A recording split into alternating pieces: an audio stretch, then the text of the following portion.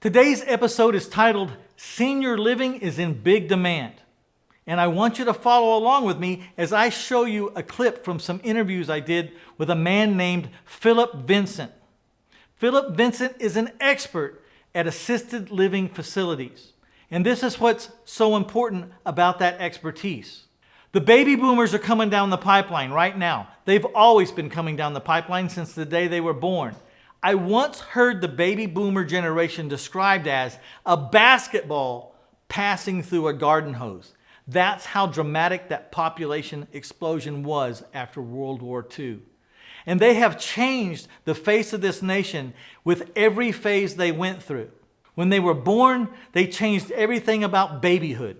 When they became 10 and 12 years old, they changed everything about the toys that these kids used to play with and what they play with now. When they became of driving age, we got introduced to the Ford Mustang. They dictated all kinds of products because their population scope and size was so gigantic that every marketer in the world had to pay attention and plan for them. Well, guess what's happening now? The baby boomers are becoming senior citizens. They are getting older. Their needs are changing. And this nation will change with them because we really don't have a choice. Again, their numbers are staggering. So let's talk to Phillip Vincent and get some insights as to how this population, the baby boomers, is changing an opportunity for all of us right now. And if you pay attention to senior living, you might just be in the right place at the right time. Now, before this interview starts, I want to give you a link so that you can get more information or connect with Phillip if you want to. So write this down, 1000houses.com/Phillip. There you can listen to the entire interview, and you can also go over to the show notes and collect any information and contact information you want to proceed forward. All right, here we go.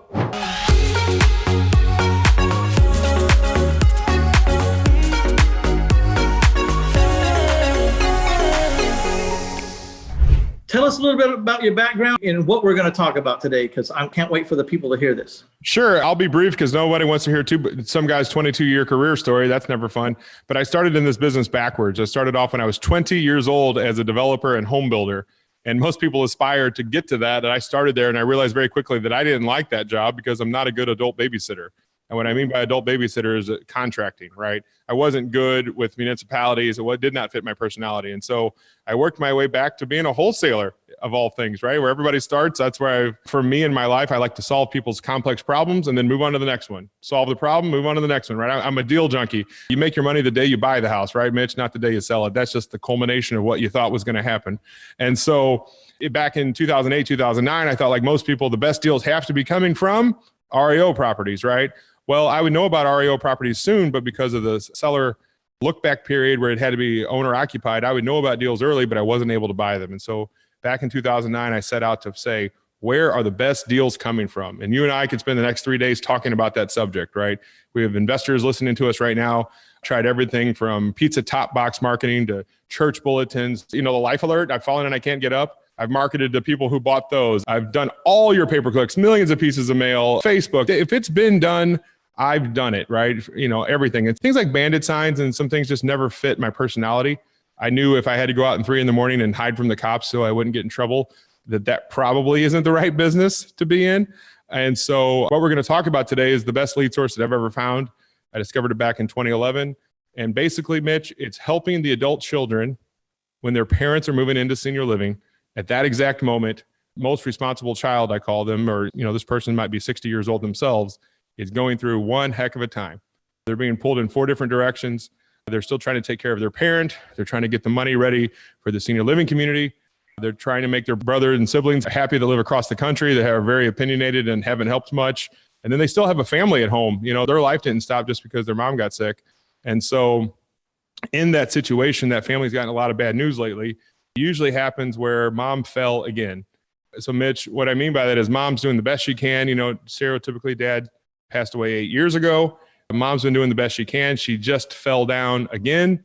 And this time she had to have a hip surgery. And the doctor comes in and says, hey, in 3 weeks when mom gets out of rehab, she cannot move back home on her own. Now the brother and sister are looking at each other like, what? It's literally called crisis management. And when you start to take mom around to the different places in town, the question comes up, are we moving mom by me? Are we moving mom by my brother who's in North Carolina? Are we moving mom where she lives now? Are we picking the most expensive place? Because of guilt, no one really picks the cheapest place. I always say that the kids try to pick the shiniest chandelier, right? And when you find out what that shiny chandelier costs per month for mom's care, immediately, Mitch, they go, we're going to need to sell the house. And that's what I'm teaching people how to do, is build relationships in the senior living world. There's about 9 different stakeholders that are having that conversation, that trusted conversation with those families in that time of need. And when you do it the right way, you'll build an oil well of free leads continually. I sincerely hope that you are enjoying this interview up to this point. There's some more nuggets to come, so hang around. But can we slow down for just a second and hit that like button and that share button? Please. There's a lot of people out there that don't know we exist, and we need you to tell them what a good job we're doing. And if you haven't subscribed, please subscribe. There is a lot of information coming in the next year. One of the things I do is I have 4 acquisition managers. And what I like to do when I find a good idea is pick one of those acquisition managers who goes, how about I work with you and you work this lane? You stay on this lane, It's tough to find inventory right now. I'm not going to lie about it. You know what I mean? There's a lot of competition. COVID's shut down foreclosures and evictions. So it's kind of pushed off people's problems for a while, delayed it, where we're in this limbo land. MO listings are down because no one wanted infectious people potentially in their home. So it's just, instead of doing 100 houses in 2020, it looks like I'm going to be lucky to hit 65, I've been hitting 100 plus or minus a couple for 2 decades. You know what I mean? You threw that stat out, which I love, that 10,000 people a day turn 65. But I'm going to give you 2 stats that should really open everybody's eyes today. It's 15,000 people a day are turning 75. And that's much closer to the customer that I have. Then the stat that everybody needs to know is 70% of Americans over the age of 65 will live in some sort of assisted care before they pass away. So what I'm going to tell you right there is millions upon millions upon millions of opportunities to buy the houses. Mitch, you probably have worked probate deals in your career. Probate deals are my second favorite lead source. And let me tell you, there was a simple reason why. If Mitch and Philip are brothers and our mother has passed away and a probate case is open, you and I care about every single dollar that house sells for, because what's in it for us, right? And we're dealing with, we just lost our mom, so we're not in that good a mindset. But guess what? When mom's moving into senior living, nobody's mad at Nana that she got older. And if you sell that house for 92 grand or 88 grand or 86 grand, it kind of doesn't matter, because that money's going to go into a bucket.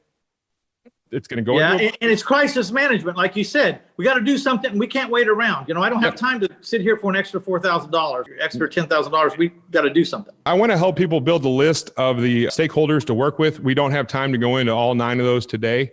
But I do we were talking about on the show notes where they can go to 1000houses.com. Is that right, to find it? Yeah, we'll go to 1000houses.com/Vincent. VINCENT. Just Perfect. like Vincent Van Gogh. So 1000houses.com/Vincent. And there'll be the show notes over there. If we're talking about it right here, it'll be over in that show notes. And there'll be contact numbers. And if you want to talk to Philip more about this, then you'll be able to find everything you need over there. Thank you, man. And you know what's funny? People tell me all the time when I tell them who they need to network with, they always say, Phil, I don't have time to network. And I say, do you ever buy houses from wholesalers? They're like, yeah, all the time. I said, do you ever buy houses from realtors? Yeah, all the time. I said, well, where did you meet those people? They said, I was out networking. I just got to chuckle. I mean, if you're not networking, you're not selling. I mean, you're not doing it. Doesn't matter what business you're in. You're a salesperson and you got to network, or someone's got to network in your company. But let me give you an example, though, of what happens if people, they hear me today and they think they're going to walk into a senior living community and just figure this out on their own. And I put my foot in my mouth so often, and I just kept coming back because I'm probably a little thick-headed. But the problem is this, Mitch, they want to put you in 1 of 2 boxes. They want to think of you as a shark investor. That's not good. Or if they think of you as a realtor, I would say that that's even worse, because they already know what a realtor is. They already have a realtor. That archaic way to fix this problem is what the problem is. The industry, the senior living industry, has a problem, and that is their customers only live with them on average 28 months. So if you owned apartment buildings and you knew your customers were only going to live 28 months, what I do is I add months on the front end. I'm going to give you guys a sentence right now that your listeners should write down. This sentence is probably made me $1 million. It's, do you ever have a situation where they want to move mom in, but they can't until they get the house sold? It's usually followed by a chuckle, and they say, Phillip, every single day, that's my job in this business, is to try to help that family figure that out. And the way it's being done today, Mitch, is they figure it'll just work itself out in the retail market. And I'm here to tell you what we offer is a better option for these families that are going through a lot. So tell us a little bit about how that one-on-one works with you. Is it close to that? Or? Yeah, I love to take the calls. I love to talk to investors every day. I want to try to help people grow their business from where they are today without making the marketing. In fact, what I do has a zero marketing budget. I think as investors, sometimes we spend 90% of our time trying to make our phone ring, and we really want to be in the house buying business, but we spend most of our time in the marketing business. And so why I say this maybe is not the best thing for a newbie, it's not because they're new, Mitch. It's not that at all. It's when you deal in the senior industry, it only comes down to trust. Trust. I can't stress it enough, right? For them to refer to you, there needs to be trust. And while I think I like wholesaling, the problem comes in is that the newbies only have wholesaling in their tool belt as their only option to buy. If and when they don't get it wholesaled, what do? They back out of a contract. Hi, this is Mitch Stephen. I hope you enjoyed that interview with Phillip Vincent. He is an ongoing concern and really knows his stuff. So if you would like personal mentoring and you think I might be your guy, let's plan a free consult. Why don't you call me directly? And I'm about to hand out my cell phone number, so if you have a pen and paper ready, get it. Call me directly at 210-669-4020. When we get together, we'll have a conversation whether I'm a right fit for you and if you're a right fit for me. Because if it's not a good fit, we won't do anything. So give me a buzz, 210-669-4020, and we'll see if one-on-one mentoring between you and I makes sense.